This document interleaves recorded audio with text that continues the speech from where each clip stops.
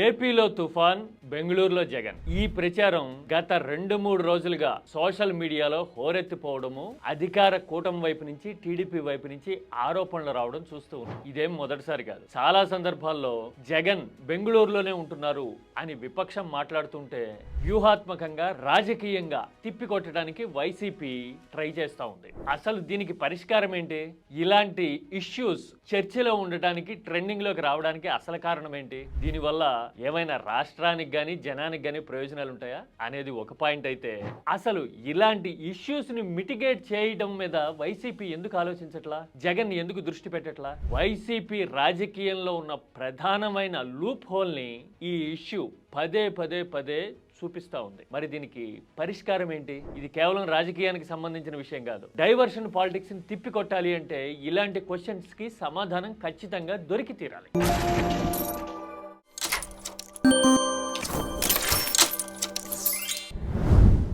జగన్ బెంగళూరులోనే ఉంటున్నారు, అప్పుడప్పుడు మాత్రమే ఏపీకి వస్తున్నారు అని టీడీపీ పదే ఆరోపించడం చూస్తూ ఉన్నాం. మెంధా తుఫాన్ ఏపీని చుట్టుముట్టిన టైంలో విమానం దొరకలేదు అని జగన్ తిరిగి రాలేదు అనే విషయాన్ని ట్రెండ్ చేస్తూ ఉంది టీడీపీ. దీనికి కౌంటర్ ఏంటి?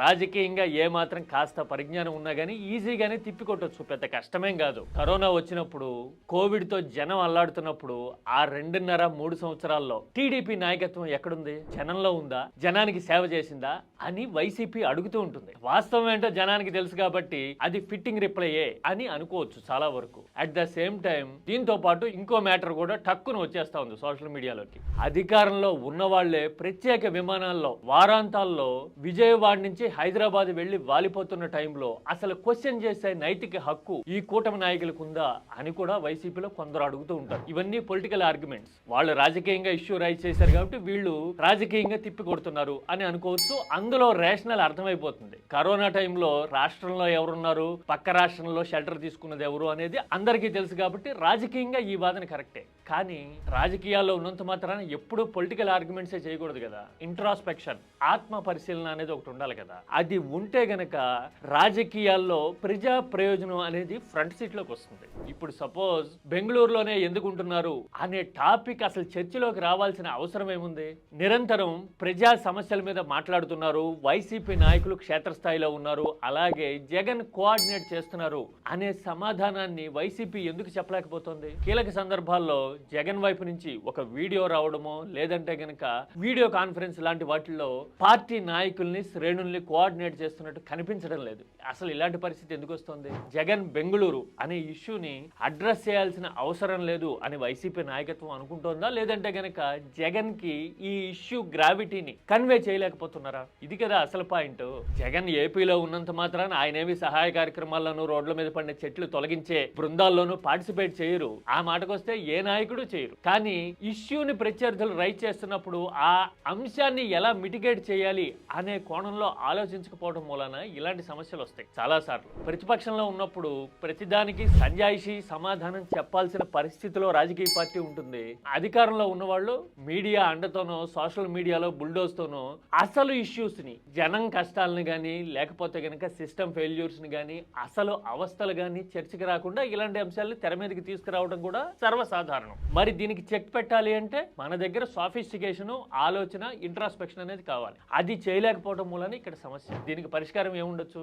వైసీపీ ఎలాగైతే నిరంతరాయంగా పనిచేస్తూ ఉందో సహాయ కార్యక్రమాల్లో అయినా, మిగతా విషయాల్లో స్పందించడంలో అయినా, అలాగే జగన్ కూడా నిరంతరం పార్టీని యాక్టివ్ గా ఉంచేందుకు తనదైన పంధాన్ని ఎంచుకున్నారు అని ఒక సెల్ఫ్ స్టైల్డ్ సిస్టమ్ ని డిరైవ్ చేసుకోవడం అనేది అవసరం. అది లేకపోతే గనక ఇలాంటి ప్రచారాలు నిరంతరం జరుగుతూనే ఉంటాయి. వాటిని అడ్రస్ చేయాల్సిన అవసరం ఉంది అనే ఇంట్రాస్పెక్షన్ లేకపోవడం ఇక్కడ సమస్య. బెంగళూరులో ఉంటాం కదా సమస్య. ఎందుకంటే మనం కూడా అధికారం ఇచ్చినా గానీ వీకెండ్ లో హైదరాబాద్ కి నిరంతరం పోతూ ఉన్నాం చాలా సార్లు.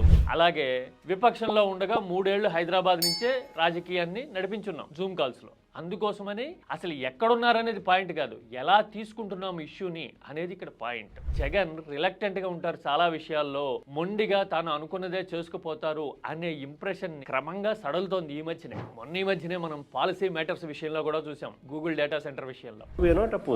In fact we are supporting this. మేము ఇనిషియేటివ్ తీసుకున్నాం కాబట్టి ఇది జరిగింది. ఎస్, ఈ రియాక్షన్ ఒక మాస్టర్ క్లాస్. జగన్ ప్రోగ్రెసివ్ గా ఆలోచించడము, డేటా సెంటర్ కి పునాదులు వైసీపీ హయాంలోనే పడ్డాయి అని చెప్పడంతో పాటు we are not opposing, we are for the development, we are for the future అని జగన్ చెప్పిన తీరు రాజకీయాన్ని చాలా ట్రాన్స్ఫార్మ్ చేసిన పరిణామం. చాలా మందికి ఇప్పుడు అర్థం కాకపోవచ్చు, కానీ అసలు జగన్ ప్రతిదీ అడ్డేసుకుంటున్నాడు అనే ప్రచారానికి ఒక్క మాటతో జగన్ చెక్ పెట్టగలిగారు కదా. మరి ఇంత ఇంపాక్ట్ చూపించగలిగినప్పుడు, చిన్న చేంజెస్తో రాజకీయం ఇంతలా మారుతూ ఉన్నప్పుడు ఆ చిన్న చేంజ్ ఏదో చేసుకోవడానికి ఇంత ఆలోచన దేనికి? ఇది కదా ఆలోచించాల్సిన విషయము.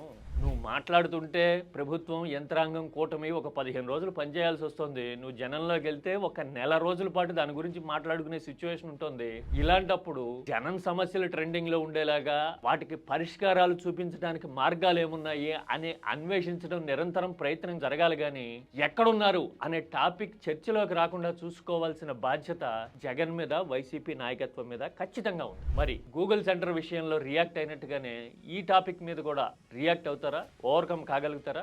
ఆ జగన్ పాదయాత్ర చేసాడంటే కంటిన్యూస్ గా నెలలు, సంవత్సరాల తరబడి జనంలోనే ఉంటాడు. అలా జనంలో ఉండిపోయే నాయకుడు ఎవరున్నారు? లాంటి ఆర్గ్యుమెంట్లు పొలిటికల్ గా, ఎమోషనల్ గా బానే ఉంటాయి. కానీ ఇక్కడ మాట్లాడుతున్నది లాజికల్ గా. పైపెచ్చు జగన్ ఎక్కడున్నాడు అనే వాదన తీసుకురావడం వల్ల జనం సమస్యలు, అసలు ఇష్యూస్ డైవర్ట్ చేసే ప్రయత్నం జరుగుతున్నప్పుడు కౌంటర్ చేసి కాచుకోవాల్సిన బాధ్యత వైసీపీ మీదే కదా ఉంది, నాయకత్వం మీదే కదా ఉంది. అవునా కాదా?